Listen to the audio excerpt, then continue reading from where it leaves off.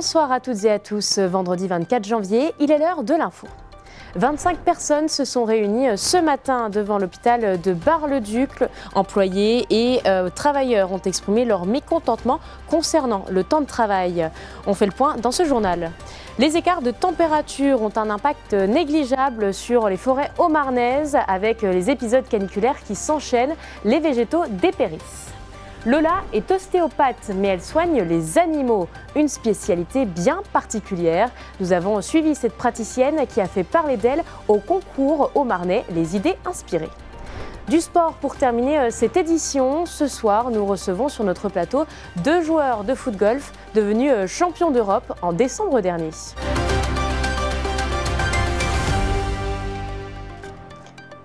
Ce vendredi matin, 25 personnes se sont rassemblées devant l'hôpital de Bar-le-Duc pour manifester.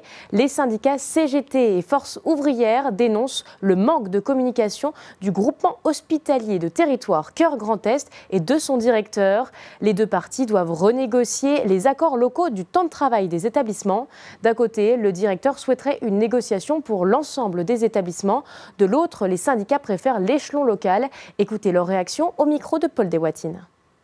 Aujourd'hui, on est venu au moins chercher réponse à notre courrier, de demander au directeur sur quelle base juridique il s'appuyait pour négocier à niveau GHT et lui dire que nous voulions négocier en local. On voudrait que les bornes horaires de travail soient respectées.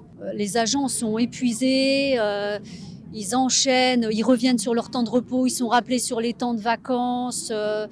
Et il y a des sous-effectifs, il y a eu beaucoup, au-delà des fermetures de lits, il y a eu beaucoup de suppressions de postes, il y a énormément d'arrêts maladie. Entrer au cœur de ces actions, c'est le bien-être des patients. On parle de nous, notre attractivité, mais si on ne prend pas soin des agents, les agents ne pourront pas prendre soin des patients. Et à l'heure actuelle, dans les départements où une population devient de plus en plus vieillissante, il faudrait quand même améliorer nos conditions de travail. Et ça, on peut les faire que dans le local. On ne peut pas les faire au niveau GHT. Nous avons contacté le GHT qui a souhaité s'exprimer sur cette mobilisation. Voici le retour qui nous a été adressé par mail. Je cite, « Nous entendons les inquiétudes exprimées lors de la manifestation organisée ce matin devant l'hôpital de Bar-le-Duc et souhaitons réaffirmer notre volonté de travailler ensemble pour apporter des réponses adaptées aux besoins des agents. La concertation proposée par le directeur général qui débute aujourd'hui porte sur le cadre du temps de travail au sein des établissements du GHT. » À Chaumont, le collège Camille Saint-Saëns a été évacué ce matin après la détection d'une odeur suspecte de gaz. Par mesure de sécurité, 400 personnes ont été dirigées vers un gymnase voisin, tandis que les pompiers et GRDF sont intervenus sur place. Après plusieurs inspections, aucune anomalie n'a été détectée. L'évacuation a duré plusieurs heures, le temps de s'assurer que les lieux étaient totalement sécurisés. Les cours ont finalement pu reprendre en début d'après-midi. Selon les autorités, il pourrait s'agir d'une fausse alerte liée à une odeur provenant de l'extérieur de l'établissement. Une enquête est en cours pour déterminer l'origine exacte de cette alerte. Depuis plusieurs années, la France est touchée par des épisodes caniculaires à répétition. Ils ont un réel impact sur de nombreuses forêts haut-marnaises qui, depuis, ont dépéri. Dans celle de Ferrières et Folly, des centaines d'arbres affaiblis ont été coupés. Aujourd'hui, certains sites du département sont menacés. On fait le point avec Léo Martin. Il y a quelques années, cet arbre était encore en bonne santé. Aujourd'hui, il dépérit. Entre 2020 et 2022, la Haute-Marne a subi plusieurs sécheresses, un phénomène qui a affecté une bonne partie des forêts. Les arbres se sont donc affaiblis par manque d'eau et les animaux sauvages ont profité de ce dépérissement pour faire de l'abrutissement sur ces plantations. On l'observe dans les arbres au niveau du houppier surtout, des branches sèches en plus forte proportion et une diminution en fait du nombre de feuilles dans les branches encore vivantes. Alors on lutte contre les dépérissements. Alors déjà l'une des premières choses que nous avons faites, c'est effectuer des coupes sanitaires. Ensuite on en laisse une grande partie en forêt parce qu'ils n'ont plus de qualité commercialisable et puis ils ont quand même un rôle protecteur dans la forêt. Ce sont des arbres qui vont continuer à dépérir, à mourir et ils sont voués à être des arbres bio, c'est-à-dire qu'on conserve pour l'écologie. Depuis plusieurs années, l'Office national des forêts arpente les différents sites pour faire du repérage sur certains arbres qui devront être coupés. La Haute-Marne compte sur le repeuplement de la forêt après les dégradations. En 2024, on a eu une année très pluvieuse, ce qui fait que forcément les arbres ont eu plus de ressources à leur disposition et certains arbres, ils ont pu refaire des branches plus vigoureuses, on a pu observer une nouvelle pousse sur l'année. Donc cette année, le dépérissement est moins marqué, mais ça ne veut pas dire qu'il est plus présent. Les scénarios du GIEC ne tendent pas vers une évolution positive du climat, enfin en tout cas en faveur de nos forêts, ce qui fait qu'on s'attend à avoir de plus en plus de dépérissement. Pour contrer ce dépérissement, des plantations expérimentales ont été effectuées dans quelques forêts du département pour prévenir du changement climatique. Lola Guillemin est une des rares ostéopathes animalières de Haute-Marne. Son but, apporter du bien-être à vos animaux. La jeune praticienne s'est récemment démarquée lors du concours des idées inspirées où elle est arrivée 3e dans la catégorie savoir-faire pour son projet de centre de soins et de bien-être animal. Célia Richard l'a rencontrée. C'est à Mâconcourt que Lola intervient aujourd'hui. La jeune ostéopathe est là pour une patiente bien particulière, Yéna, une chienne de 11 ans. Installée depuis 3 ans en Haute-Marne, la praticienne apprécie ce métier avant tout pour les animaux. C'est hyper gratifiant quand on part d'un animal qui n'est pas bien dans son corps, dans ses pattes, et qu'après on a une évolution presque miraculeuse avec du coup l'animal qui est beaucoup mieux et le propriétaire qui est du coup super ravi des résultats. Pour l'instant, Lola consulte à domicile. Une séance dure en moyenne 1h30 et se déroule toujours de la même façon. Alors du coup là c'est la première étape pour la séance, donc après la prise de contact avec l'animal et le propriétaire. Donc on va remplir la fiche de l'animal qui est personnalisée, donc qui est faite pour chaque animal. Donc où il y a le nom, l'âge, les antécédents, l'activité, qu'est-ce qu'il mange, où est-ce qu'il est suivi chez le vétérinaire, pourquoi on voit l'animal aujourd'hui, si c'est pour un motif particulier ou pour un suivi. Ensuite vient l'observation dynamique. Ici, elle regarde et analyse la démarche de Yéna. Le but est de repérer les potentiels problèmes qui seront réglés en deuxième partie de séance. Alors du coup là maintenant on passe à la partie testing, manipulation. Donc on va venir travailler sur l'animal en venant tester en fait tout ce qui est articulaire, viscéral, crânien, musculaire. Avant ça, on fait toute une palpation globale pour voir en fait s'il y a des zones chaudes, des zones froides, des zones de tension, des zones tendues musculairement, etc. Et après, on passe à la partie manipulation. Le projet de Lola est d'ouvrir son cabinet d'ostéopathie animalière. Pour y arriver, elle a participé au concours des idées inspirées où elle est arrivée en 3e position dans la catégorie savoir-faire. J'ai candidaté par rapport à mon projet de centre de soins et de bien-être animalier, qui est un projet qui me tient à cœur depuis plusieurs années, qui a émergé en fait quand j'étais à l'école d'ostéo, pour pouvoir en fait mettre toutes les thérapies que je pratique dans un seul lieu, avoir un cadre vraiment apaisant, au mieux pour les animaux, pour avoir une prise en charge autant sur le côté physique que émotionnel, que énergétique. L'ostéopathie reste avant tout une thérapie préventive, même si elle peut être parfois utilisée de façon curative. En France, 938 ostéopathes animaliers sont recensés dans le registre national d'aptitude. Ils sont champions d'Europe, rien que ça. Ce soir, je reçois 2 champions de foot-golf qui sont passionnés par le sport et qui se sont illustrés dans la catégorie senior. La compétition s'est déroulée en décembre en Turquie. Bonsoir Fabrice. Bonsoir. Bonsoir Laurent. Bonsoir. Merci d'être avec nous. Alors vous revenez avec ce titre. Qu'est-ce qu'on ressent quand on ramène cette médaille ? Forcément de la fierté. On restait sur un échec à la Coupe du Monde en 2023 à Orlando, éliminé en quart de finale. Et forcément, là, d'aller au bout et d'aller chercher le premier titre de l'histoire de foot-golf en senior, ça amène que de la fierté. Alors justement, vous avez eu les 2 premières équipes compliquées dès le départ. Oui, puisque dans la poule, on avait la Slovaquie, donc qui nous avait battus en quart de finale de la Coupe du Monde. On avait l'Espagne le même jour. Ensuite, on a joué le Russe Foot-Golf en 3e match. On finit premier de notre poule.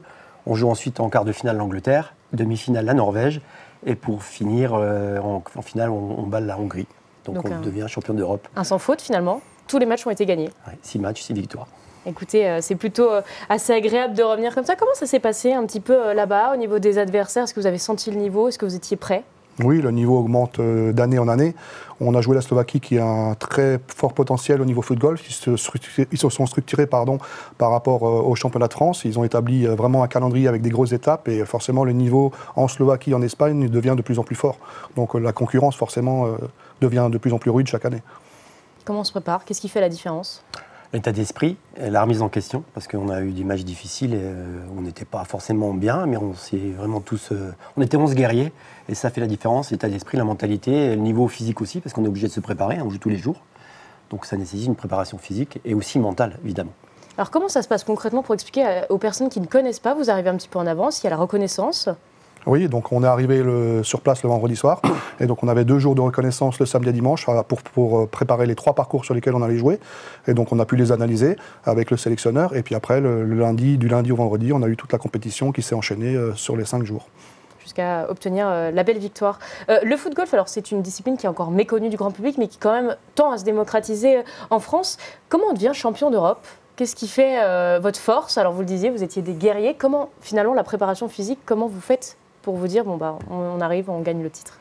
Déjà, il faut une musculation déjà des cuisses, parce qu'on n'est pas à l'abri d'une blessure, parce que c'est quand même des efforts répétés, des frappes de balles. Voilà, donc il faut marcher beaucoup, et c'est quand même 3h30, 4h sur le parcours. Et puis une préparation aussi mentale, parce qu'on sait qu'on aura des moments peut-être difficiles, et c'est là qu'on peut faire la différence. Donc voilà. Mais c'est un entraînement aussi, évidemment. On s'entraîne, on joue comme on s'entraîne, sinon on ne peut pas réussir. Exactement, il y a tout un travail de sélection qui se fait aussi en amont pour être sûr d'avoir la meilleure équipe à la fin. Oui, tout à fait. Durant toute la saison, le sélectionneur a analysé les performances de chacun. On est beaucoup de seniors, on a à peu près une 50aine sur la France, et puis forcément, il faut faire un choix après pour sélectionner les 11 qui ont eu la chance de faire partie de la Team France. Et donc après, c'était au choix du sélectionneur de faire ses propres idées par rapport aux compétences et aussi à la cohésion, à l'état d'esprit, parce qu'il n'y a pas que le niveau sportif, il y a aussi l'état d'esprit qui rentre en ligne de compte quand il y a une compétition par équipe. Alors justement, c'est quoi la stratégie quand on va au championnat d'Europe? On se dit comment on va jouer, qu'est-ce qu'on prépare, qui on met en premier? Ça, c'est les choix en fonction des qualités de certains. Certains sont plus aptes à jouer en individuel, d'autres sont plus habilités à jouer en triplette qu'on appelle, c'est-à-dire un double avec un remplaçant qui peut rentrer à n'importe quel moment. Et puis après, c'est au sélectionneur de faire ses meilleurs choix tactiques, comme le font tous les sélectionneurs de tous les sports. C'est à lui de mettre en place la meilleure équipe ou la meilleure stratégie pour battre l'adversaire. Alors justement, vous avez deux cordes à votre arc, on va dire, puisque vous avez créé le club de foot golf de la Meuse. Alors ça, c'était en janvier. Aujourd'hui, vous êtes champion d'Europe, alors avec la France, bien sûr, mais vous portez votre club. Qu'est-ce que vous dites? Vous pensiez que dès le départ, ça allait prendre autant, Meuse? Non, après, on part toujours dans l'inconnu. Bon, pour l'instant, on a 40 licenciés, beaucoup de licenciés en loisirs. L'objectif pour l'année prochaine, c'est qu'il y ait de plus en plus de personnes qui vraiment se mettent à la compétition pour pouvoir aller sur les étapes du championnat de France. Et pour l'instant, en tout cas, ça se passe super bien et on espère que ça va continuer. En fait. Vous aviez reçu justement une étape du championnat de France cette année. Comment ça s'était passé? Ça s'était super bien passé. En plus, il y avait un rassemblement équipe de France. Il y avait beaucoup de monde qui était venu nous voir. Il y avait à peu près 80 personnes qui avaient joué. Et en fait, super ambiance. Le parcours à Comblanc-Barrois est magnifique. Donc tout le monde était content. C'est vraiment super bien passé.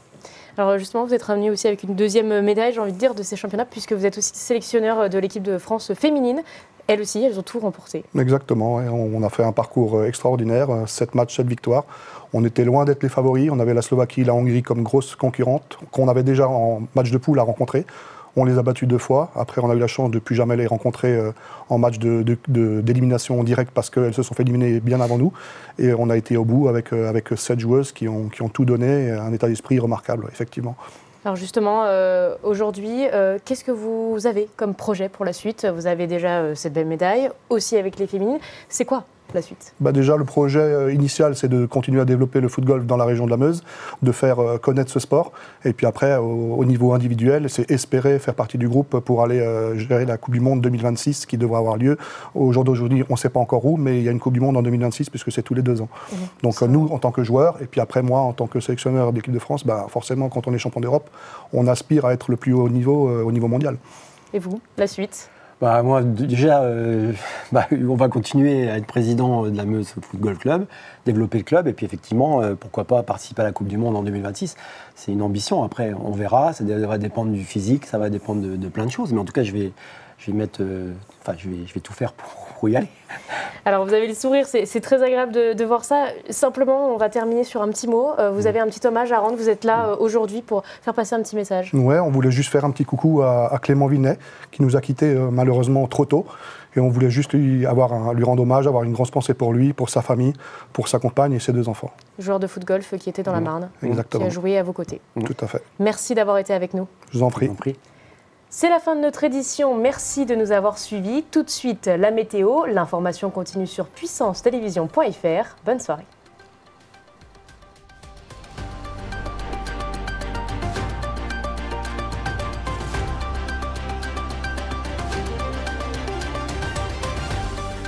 Toute l'actualité en continu à retrouver sur notre site internet et notre application mobile.